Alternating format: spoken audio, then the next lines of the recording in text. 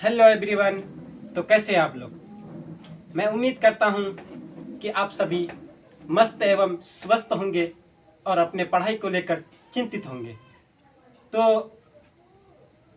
इससे पहले मैं आप लोगों को क्लास 10th मैथ का क्वेश्चन नंबर 1, 2, 3 बता चुका हूं और आज मैं आपके बीच लेकर आया हूं क्लास 10th का प्रश्नावली 1.1 का क्वेश्चन नंबर 4।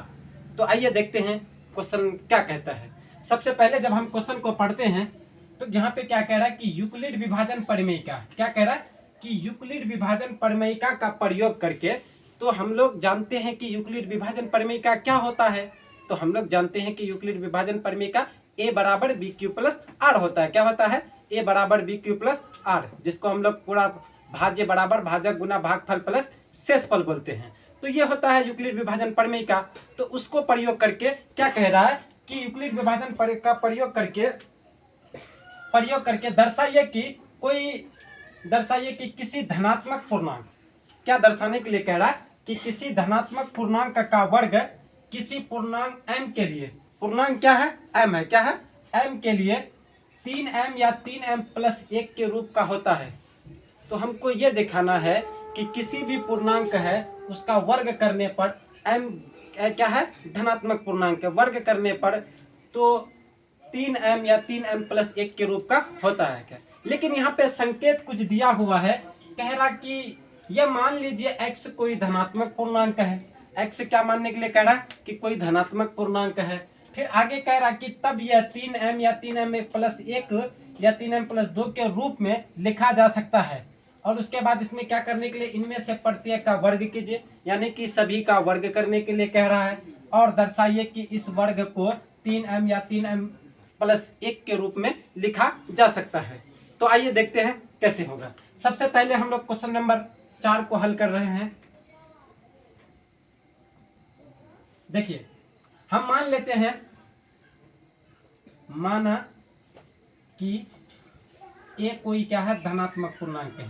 वो x से लेने के लिए कह रहा, हम एक मान रहे हैं। माना कि a कोई धनात्मक पूर्णांक है। क्या है? धनात्मक पूर्णांक।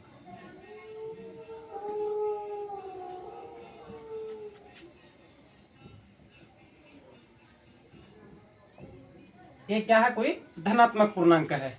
तो जब धनात्मक पूर्णांक है तो इसमें क्या करने के लिए कह रहा है? यूक्लिड विभाजन प्रमेयिका का प्रयोग करने के लिए कह रहा है। क्या?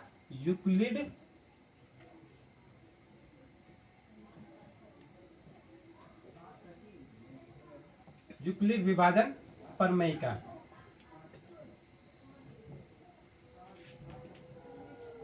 इसका प्रयोग करने के लिए कह रहा, आप लोग को पता है कि यूक्लिड विभाजन प्रमेय का क्या होता है? a बराबर B Q plus R, a बराबर बी क्यू प्लस आर। यहाँ पे देखेंगे कि भाजक कितना है? तो 3 है। कितना है? तो हम यहाँ लिखेंगे 3q प्लस आर।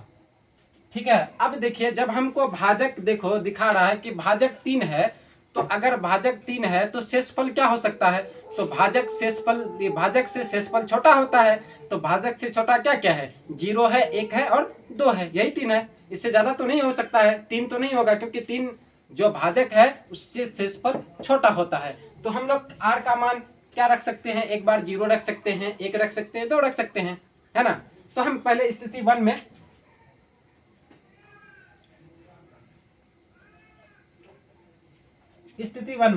हम जब r बराबर 0 हो, तो r बराबर कितना है?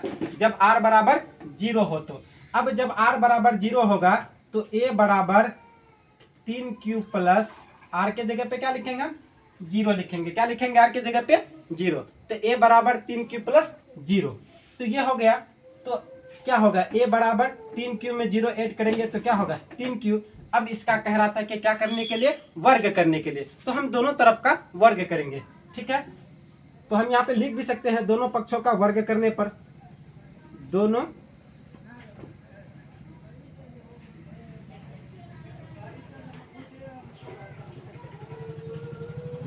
दोनों पक्षों का वर्ग करने पर, तो a है और 3q है, इधर का भी वर्ग करेंगे और इधर का भी वर्ग करेंगे। दोनों पक्षों को हम क्या कर दिए? वर्ग कर दिए। तो जब अब a का वर्ग करेंगे तो ये हो जाएगा a वर्ग और 3 तिया 9 और क्यू का वर्ग करेंगे तो 9 क्यू वर्ग। अब यहाँ पे देखिए ए वर्ग, इसको हम अभाज्य गुणनखंड में इस तरह से लिख सकते हैं 3 गुना 3 क्यू का स्क्वायर, तो क्या होगा वही 9 क्यू। इसको अभाज्य गुणनखंड करके हम लिख सकते हैं। तो अब यहाँ पर लिखेंगे जहां m बराबर 3 क्यू स्क्वायर, एक क्या है पूर्णांक है, एक क्या है पूर्णांक है, पूर्णांक है। तो हम यहाँ लिख सकते हैं ए स्क्वायर बराबर 3 क्यू के जगह पे हम क्या लिख सकते हैं m। यहाँ तक किसी को कोई दिक्कत? इसी प्रकार हम ये स्थिति 1 में, अब स्थिति 2 में भी हम इसी तरह से लेंगे।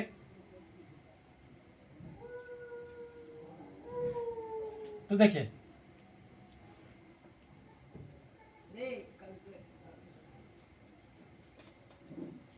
स्थिति 2 में क्या r बराबर अब हम क्या ले सकते हैं, तो 0 लिए थे तो अब r बराबर हम ले लेते हैं 1। तो a बराबर 3q प्लस r के जगह पे हम क्या लिखेंगे a। अब देखिए ये तो ऐड नहीं होगा, तो हम क्या करेंगे यहाँ पे दोनों पक्षों का वर्ग करेंगे। क्या करेंगे, दोनों पक्षों का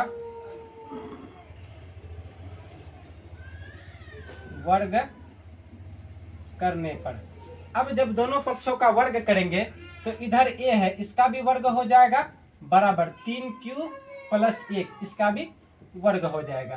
तो a का वर्ग करेंगे तो कोई दिक्कत नहीं, a का वर्ग।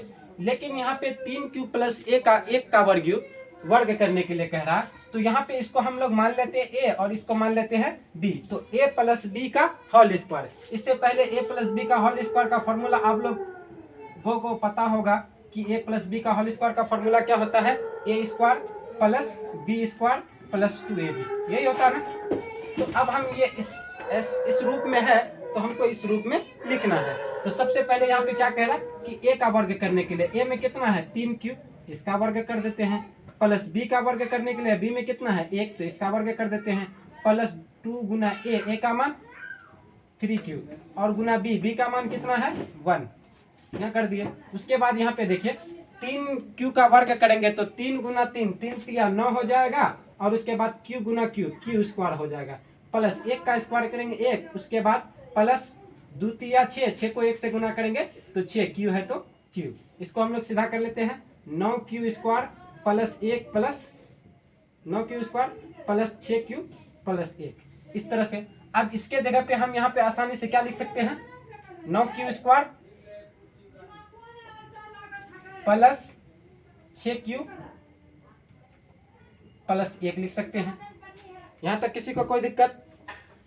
चलिए अब देखिए यहाँ पे a स्क्वायर की जगह पे a स्क्वायर बराबर, इन दोनों से हम क्या कर सकते हैं 3 कॉमन ले सकते हैं। तो हम इन दोनों से 3 कॉमन ले लेते हैं, तो 3 तिया 9q स्क्वायर प्लस 3 दूना 6 2q, इसको ब्रैकेट और ये प्लस 1 की जगह पे प्लस 1, ठीक है। तो यहाँ पे हम लिखेंगे जहां m बराबर क्या है 3q स्क्वायर प्लस 2q, एक क्या है पूर्णांक है, क्या है एक पूर्णांक है, कोई दिक्कत? तो अब जब ये इतना पूर्णांक है 3 के जगह पे 3, तो 3q स्क्वायर प्लस 2q बराबर m है, तो इसके जगह पे हम क्या लिख सकते हैं m लिख सकते हैं, और प्लस 1 के जगह पे प्लस 1। यहां तक किसी को कोई दिक्कत?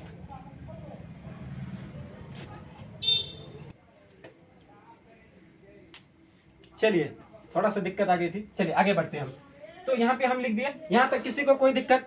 तो यहाँ पे जब हम देख रहे हैं कि हमको क्या किस रूप में दिखाने के लिए कह रहा था, कह रहा है कि 3m या 3m 1 प्लस 1 के रूप में लिखा जा सकता है। तो यहाँ पे a स्क्वायर बराबर 3m और यहाँ पे 3m प्लस 1, यानी कि हम क्या कर सकते हैं लिख सकते हैं। तो यहाँ लिखेंगे अतः 3m प्लस 1 के रूप में लिख सकते हैं। आप लोगों को उम्मीद करता हूं समझ में आ गया होगा, कोई दिक्कत? किसी को कोई दिक्कत नहीं, वेरी गुड। तो ये हमारे थे आज का क्वेश्चन नंबर 4। इसी तरह से आप हमारे साथ बने रहिए। मैं आपको रोज एक एक वीडियो आपके बीच लेकर आता रहूँगा और रोज आपको एकदम दिलो जान से मेहनत करके मैं आपको पढ़ाता रहूँगा और आप भी मेहनत करके दिलो जान लगाकर पढ़ते रहिए। फिर मिलेंगे कल। Thank you. जय हिंद, जय भारत।